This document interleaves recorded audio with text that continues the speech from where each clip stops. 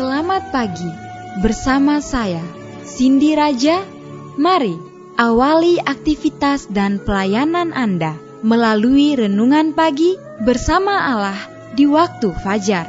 Dengan doa dan bimbingan darinya, kita dapat diyakinkan bahwa pada hari yang mulia itu, ketika Yesus kembali untuk mengklaim miliknya, bahwa kita akan menunggunya di sana dengan tangan terbuka dan disambut ke hadiratnya yang kekal.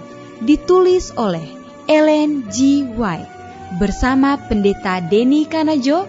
Selamat mendengarkan. Shalom, selamat pagi para pendengar yang diberkati oleh Tuhan dimanapun Anda berada saat ini. Kita akan sama-sama mendengarkan firman Tuhan melalui audio renungan pagi pada tanggal 26 Maret 2022 dengan judul Dia Tidak Lalai Menepati Janjinya. Sebelum kita melanjutkan bacaan renungan kita pada pagi hari ini, kembali saya mengajak semua para pendengar yang setia untuk berdoa bersama-sama. Bapa kami yang bersemayam di dalam takhta kerajaan sorga, terpujilah nama-Mu ya Tuhan. Karena begitu besar kasih dan rahmat-Mu bagi kehidupan kami, lebih khusus panjang malam di dalam tidur kami, hingga tiba di pagi hari ini kami dibangunkan dengan tubuh sehat dan segar. Sebelum kami melakukan segala tugas pelayanan pekerjaan kami sepanjang hari ini, kami rindu untuk belajar mendengarkan firman Tuhan. Curahkanlah kuasa Roh Kudus-Mu kepada masing-masing kami. Terima kasih Tuhan, ampuni kami Bapa, karena kami sudah berdoa hanya di dalam nama Tuhan dan Juru Selamat kami. Amin. Ayat inti kita terambil di dalam 2 Petrus 3 ayat yang ke-9. Demikian firman Tuhan. Tuhan tidak lalai menepati janjinya, sekalipun ada orang yang menganggapnya sebagai kelalaian, tetapi ia sabar terhadap kamu karena ia mengkehendaki supaya jangan ada yang binasa, melainkan supaya semua orang berbalik dan bertobat. Mari kita ikuti penjelasannya. Dengan banyaknya janji Alkitab di hadapanmu, apakah engkau masih dapat memberikan tempat untuk keraguan? Dapatkah engkau percaya bahwa ketika orang berdosa yang malang ingin kembali, ingin meninggalkan dosa-dosanya, Tuhan dengan tegas menahan dia dari datang ke kakinya dalam pertobatan? Singkirkan pikiran seperti itu. Tidak ada yang lebih tidak menghormati Tuhan selain ide-ide ini. Tidak ada yang dapat lebih menyakiti jiwamu sendiri selain memikirkan pikiran Bapa Surgawi kita yang demikian. Seluruh kehidupan kerohanian kita akan menangkap nada keputusasaan dari konsep Tuhan seperti itu. Mereka menghalangi semua upaya untuk mencari Tuhan atau untuk melayani Dia. Kita tidak harus memikirkan Tuhan hanya sebagai hakim yang siap menjatuhkan hukuman terhadap kita. Dia membenci dosa, tetapi dari kasih kepada orang-orang berdosa, Dia memberikan dirinya sendiri. Di dalam pribadi Kristus, agar semua yang mau diselamatkan dan memiliki berkat kekal dalam kerajaan kemuliaan.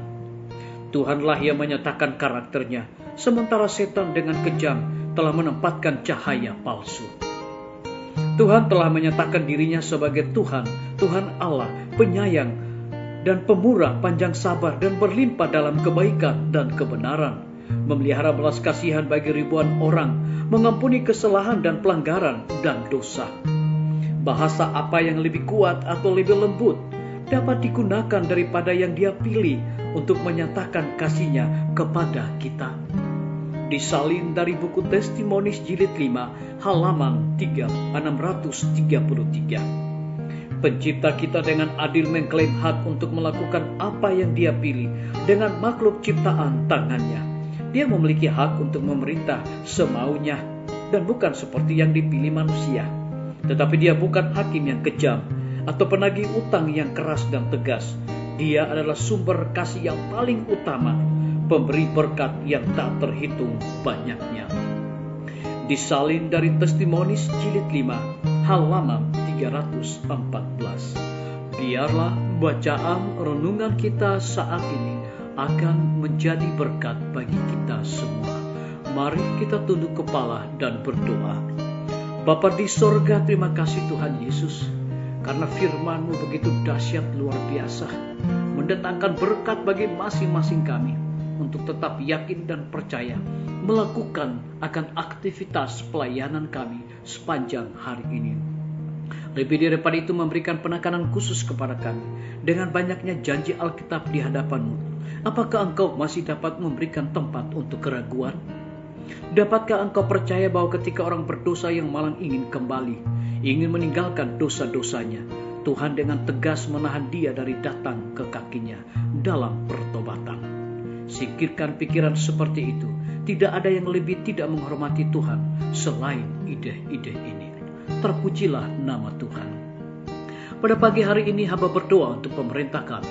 Tuhan memberkati Bapak Presiden bersama Wakil Presiden, para menteri dan seluruh stafnya, Bapak Gubernur bersama wakil, Bapak Wali Kota bersama wakil, Bapak Bupati bersama wakil, camat dan seluruh stafnya, kepala desa, lurah, RT, RW, dimanapun mereka berada saat ini. Tuhan lindungi, pelihara mereka, curahkan hikmat dan pengetahuan sorga kepada mereka, agar mereka dapat menjalankan roda pemerintahan di tengah-tengah pandemi dan kesukaran hidup saat sekarang ini, boleh sesuai dengan apa yang Tuhan kehendaki.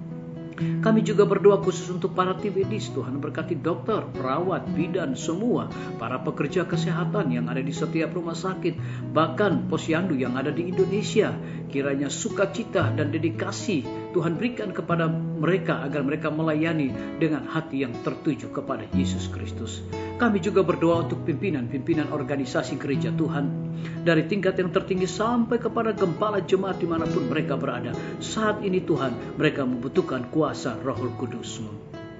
Kami berdoa kiranya Tuhan juga memberkati para pendidik, guru-guru, kepala sekolah dan setiap siswa yang berada di setiap lembaga pendidikan. Kiranya Tuhan berikan hikmat pengetahuan sorga agar dapat mendidik anak-anak bukan hanya sekedar memiliki pengetahuan di dunia ini, tetapi yang paling terutama adalah mereka memiliki karakter Yesus Kristus.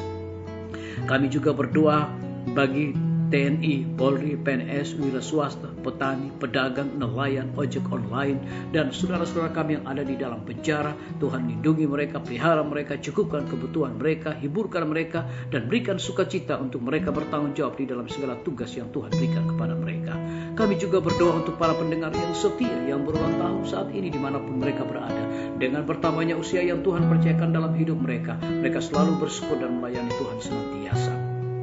Yang berada di dalam kebimbangan, ketidakpastian hidup, Tuhan berikan iman yang teguh untuk mereka terus berharap, bersandar hanya kepada Tuhan saja. Terima kasih Tuhan Yesus, dengarlah doa kami Bapa, dan mau mengampuni segala dosa kami, karena kami sudah berdoa hanya di dalam nama Tuhan dan Juru Selamat kami. Amin. Sampai jumpa. Tuhan Yesus memberkati kita semua.